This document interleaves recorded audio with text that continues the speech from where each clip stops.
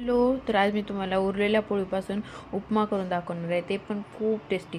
तर मी ते 2-3 पोळ्या होत्या त्याला पूर्ण मिक्सरमधून बारीक असं काढून घेतलेलं आहे आणि नंतर एक टोमॅटो कट करून घेतला, थोडे शेंगदाणे घेतले आणि 2 कांदे कट करून घेतले. चला बघूयात रेसिपी. गॅसवर कढई ठेवले, त्याच्यामध्ये जाईल तेल. तेल जेवढं जास्त टाकाल ना तेवढे जास्त छान होतील, एकदम टेस्टी. भरपूर प्रमाणामध्ये थोडं जास्त तेल टाकायचं, म्हणजे सर्वात पहिलं जातील मोहरी. मस्त कडकडू द्यायचा मोहरी. मग त्याच्यामध्ये शेंगदाणे,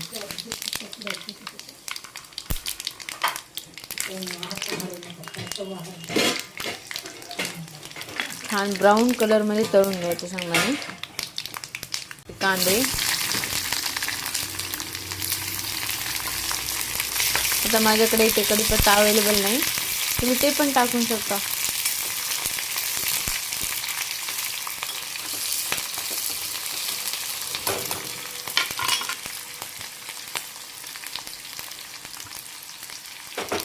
ब्राऊन होईपर्यंत तळून घ्यायचा कांदा. जेवढं जास्त छान कळेल ना कांदा तेवढं छान होईल. तळलेला आहे कांदा, बनवू शकतो तुम्ही. आता मी याच्यात टोमॅटो ॲड करते.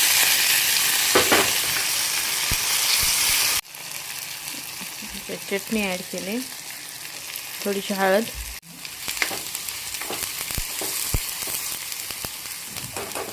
यानंतर आता जे मिक्सरमधून पोळी काढली आहे ते ॲड करायचं मध्ये आणि त्याला व्यवस्थित खालीवर करून घ्यायचं आमच्या इकडे, आणि मोतीचूर सुद्धा म्हणतात याला.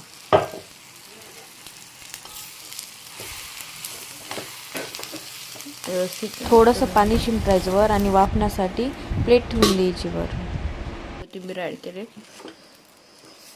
तर हे मस्त गरम गरम प्लेटमध्ये काढून घ्यायचे आणि त्याच्याबरोबर दही असेल ना तर अप्रतिम मस्त चव असते, भन्नाट लागतात. नक्की ट्राय करून पहा एकदा.